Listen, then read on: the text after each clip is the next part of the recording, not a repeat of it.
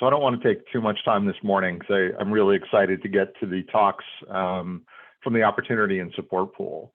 I just want to maybe sum up with, or start off with a little summation from yesterday, a few of my big takeaways.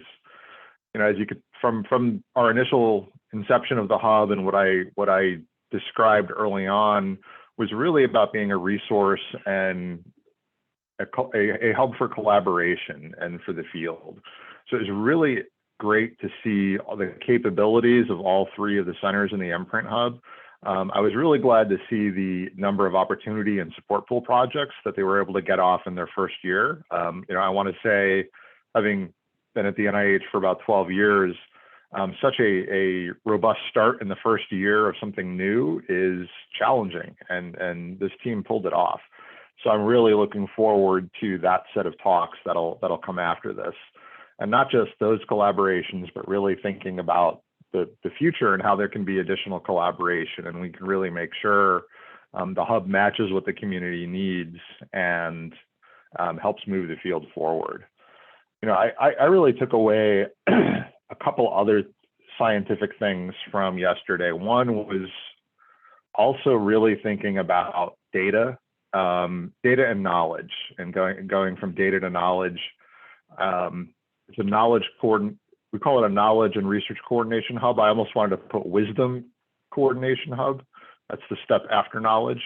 But you know, some of the things we need to think about as we go into today, and especially the final session, and thinking about the future, is really getting one first aspect of knowledge we need to get to is really, what is the landscape of what is out there? You know, I'm not sure we even fully appreciate what's in the literature, you know, what different networks are doing. There's certain levels we'll be able to get to in terms of knowledge aggregation, certain areas where we're going to need to, again, you know, use the P word, prioritize, where we want to do a deeper dive. Certainly, harmonizing all of maternal and pediatric research data is beyond the scope of what's here today, but getting an idea of the landscape and getting to some knowledge and finding key areas where we can really advance the field. And when I think about that, you know, what will have the most proximal impact on health for patients initially, and then also thinking long-term and strategically.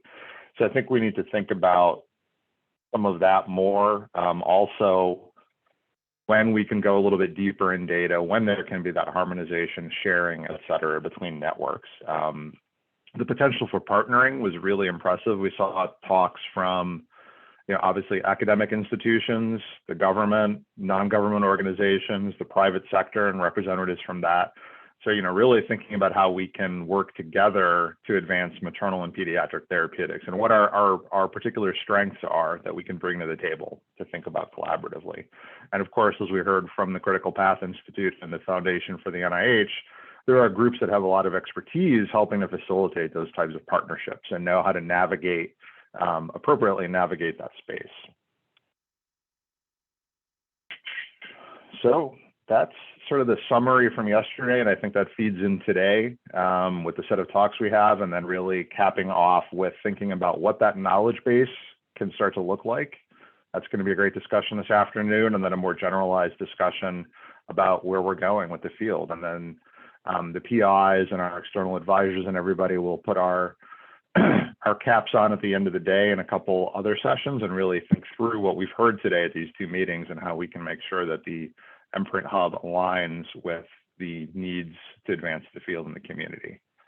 And with that, I will turn it over to Sarah, I believe, for a few remarks, and then we can get the day rolling. And thank you again for joining. I'm looking at we're up to 65 today. That's really good for a second day of a meeting, especially with an early start for all the West Coasters. So thanks to everybody that joined again today. Great. Thank you, Aaron, for summing up day one. I think you did a great job, and you know, I appreciate everyone who participated yesterday, and I'm looking forward to a great meeting today as well to continue. So